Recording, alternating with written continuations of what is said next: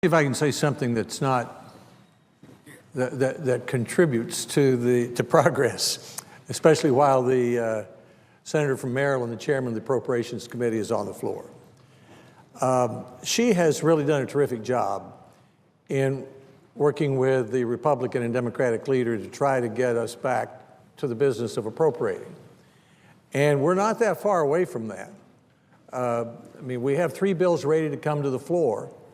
We have consent on the Republican side, which had to be unanimous over here, to be able to bring it up in this way. And now we have a difference of opinion between the 2 leaders about whether all the amendments ought to be 60. I would respectfully suggest that that's not the norm. It is true that the Republican leader has said many times that an important amendment ought to be 60 votes. And even recently, when we were working on the Child Care Development Block Grant or some other legislation, we would say the norm is 51 votes. But if it's a non-germane amendment, it's an especially controversial amendment, maybe it'll be 60 votes. That was a matter of negotiation. So my hope is that we could move through these appropriations bills in the normal way, which would mean most votes would be 51. Occasionally there might be a 60 vote vote. That's what we usually have done. That's what we historically have done. And the majority party has 55 members last time I checked. It has a president who can veto anything, and it takes 67 to override him. So they have plenty of advantages on their side. Now let me conclude in this way, and I said this morning in our Appropriations Committee.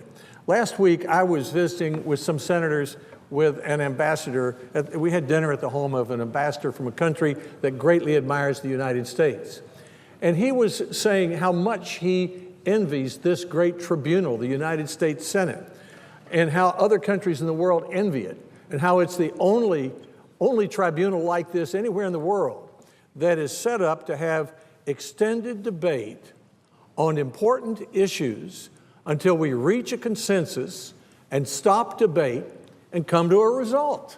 I mean, that's the history of the Civil Rights Bill and the Medicare bill and the student loan bill last year and bills even more recently than that. And what that means in very simple terms is that the majority decides what we're going to talk about, the minority decides what amendments they'd like to offer, and we keep talking until it's time to cut off debate and try to come to a result.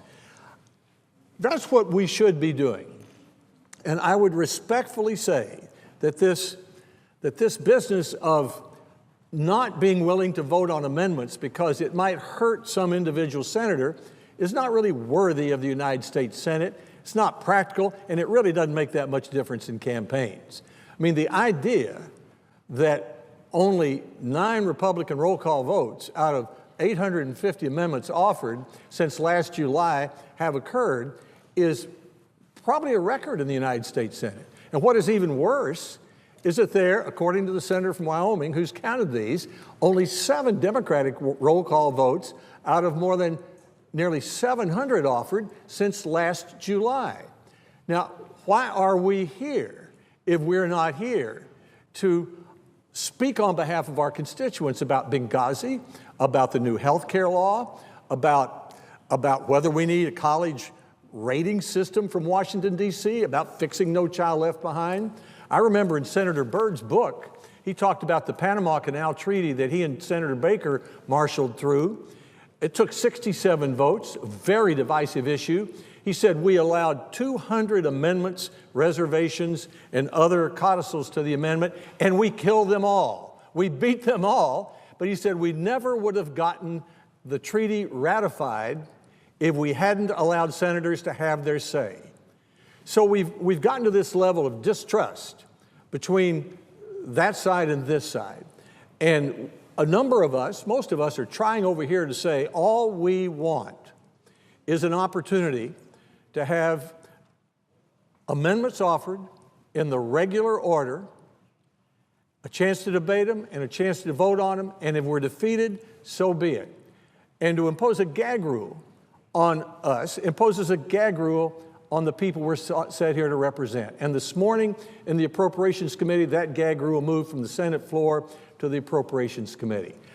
if the Republicans were in charge of the Senate, the Democrats wouldn't put up with that. And I don't know why they're putting up with it today. So I know there's distrust on both sides, but we're very close to a situation where we have 3 major appropriations bills which are on the floor. We have a disagreement only about whether they all ought to be 60 votes. That's not been the norm before. We should be able to work that out and use our time to represent the people of the United States so that ambassador, when he has another group of United States senators out there, can say, you belong to the tribunal that's unique in the world, that every country in the world wished it had, because it is a forum, the only one in the world of this kind, where you have extended debate on major issues until you get a consensus and come to a result. That's the only way to govern a complex country like the country that is the United States of America. And we're getting back toward that. And I hope that our leaders and our Appropriations Committee members can make the next few steps and let us all go to work like we aim to do. You know, we've got some pretty talented people here.